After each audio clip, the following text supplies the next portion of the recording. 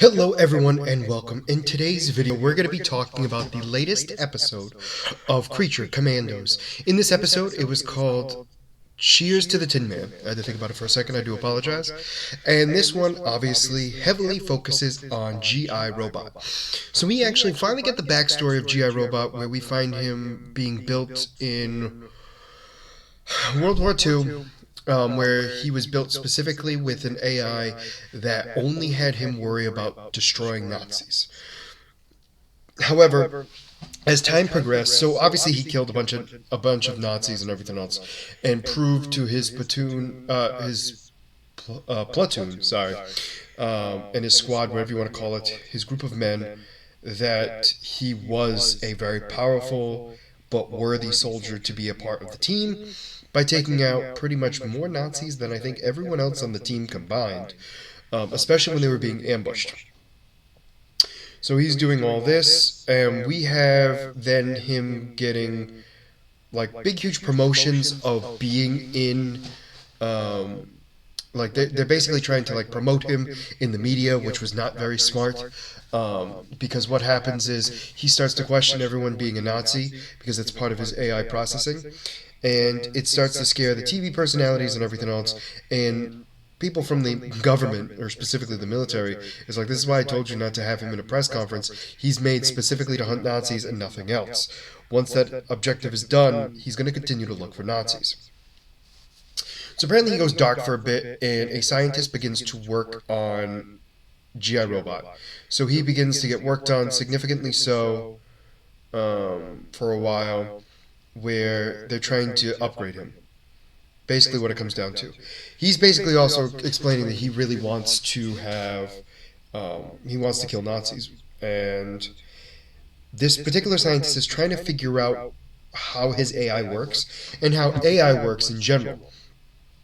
Because I think at this point it might be the 40s, 50s, maybe? Could be even 60s, but I don't think it's that far in. Where they're really trying to get him to get a better understanding of AI. Apparently it doesn't seem to go well, because eventually he gets trashed along with everything else, and during all of this he gets found again and sold to a war collector.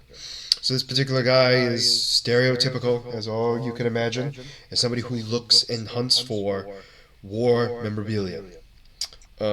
He's never been in the war himself. Buys G.I. Robot, puts him back together, removes the rust from him and everything else, gets him in working order, and because of that, gets him uploaded where G.I. Robot begins to speak, and basically go through everything else. So it learns that G.I. wants to have some sort of family.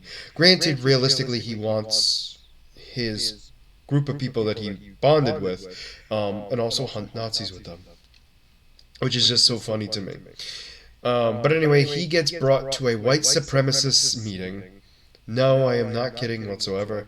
So he sees the Nazi swastika and begins to kill every single person in there.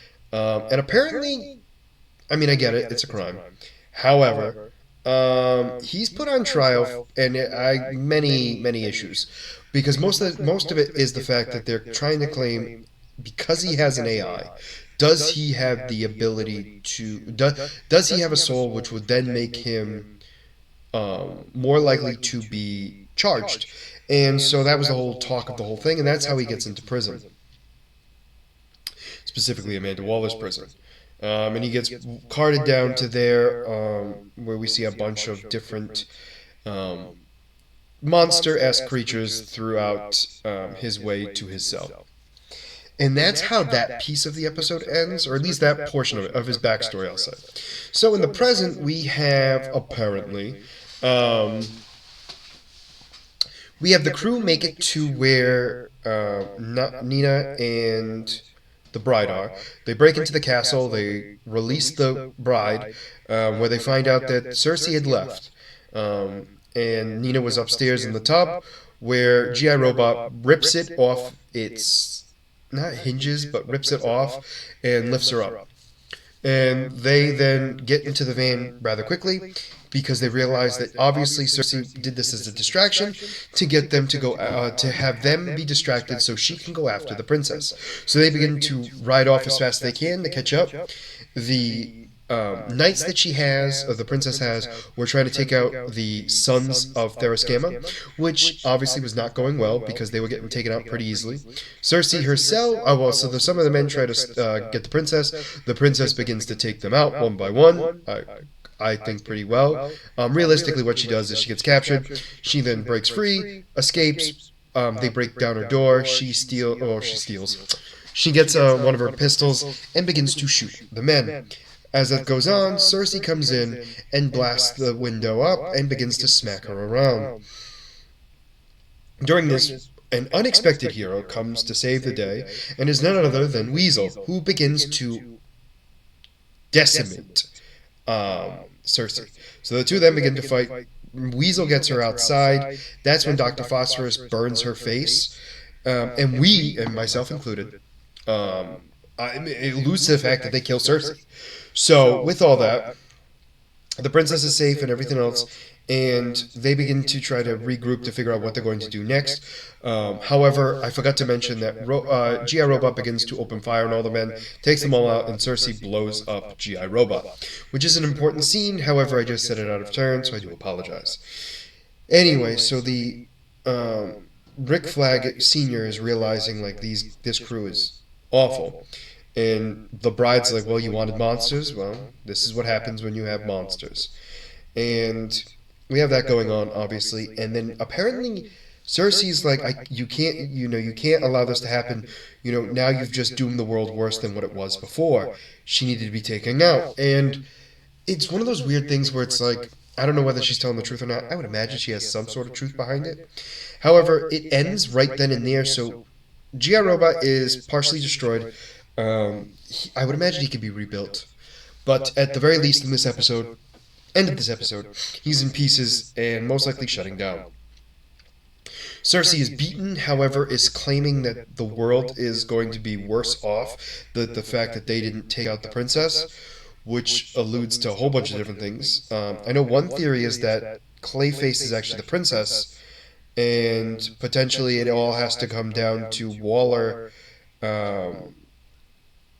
pretty much making this whole process happen and having Clayface be there to be her, how do I want to phrase this, has Clayface there to be basically like her minion / spy, to do everything that she asks, have him do everything that she asks of him to start this war so they can then team up together and control that area pretty well.